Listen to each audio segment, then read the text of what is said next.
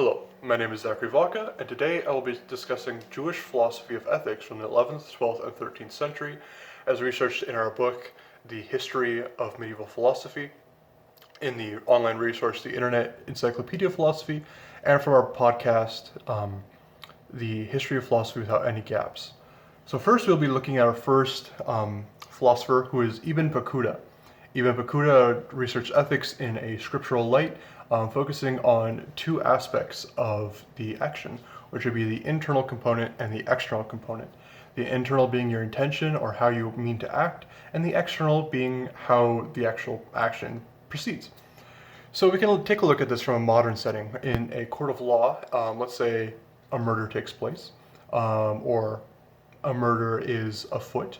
There are three sort of options that we'll be looking at for this case. There is attempted murder, where there is an internal component and an external component. The internal being an intention to kill, and the external being a failure to kill. Murder would be an intention to kill, and an external being an actual kill. And then manslaughter, which is there's the internal expectation of no kill, and the external outcome of an actual kill happening. So because of this, we have three different ways of interpreting these different combinations, and we weigh these three combinations differently. All three would have different sentences, and this comes from our internal makeup according to Ibn Battuta. Ibn Battuta says that in our nature we have a sort of judgment of how we should view the world, and this comes from God, and that an internal component is more valuable than an external component.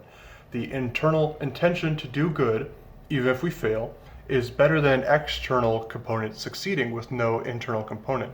So donating to the poor, but the money never gets there, is better than donating to the poor in an expectation of being heralded as a good person by the media. This is in contrast to Maimonides, who comes from it from a different angle.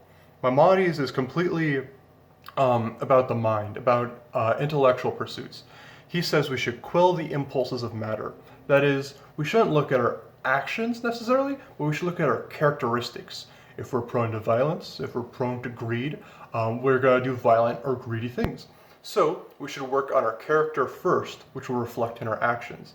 We should become a less violent person. We should become a less greedy person. We should go to therapy, go to church, etc., and focus deep down on ourselves, which will reflect in our actions.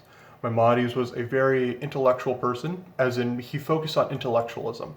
He believed that the pursuit of knowledge, the pursuit of spirit, the pursuit of anything that would reflect on us in the afterlife was much more wealthy than any wealth we'd gain in the here and now, in the matter life.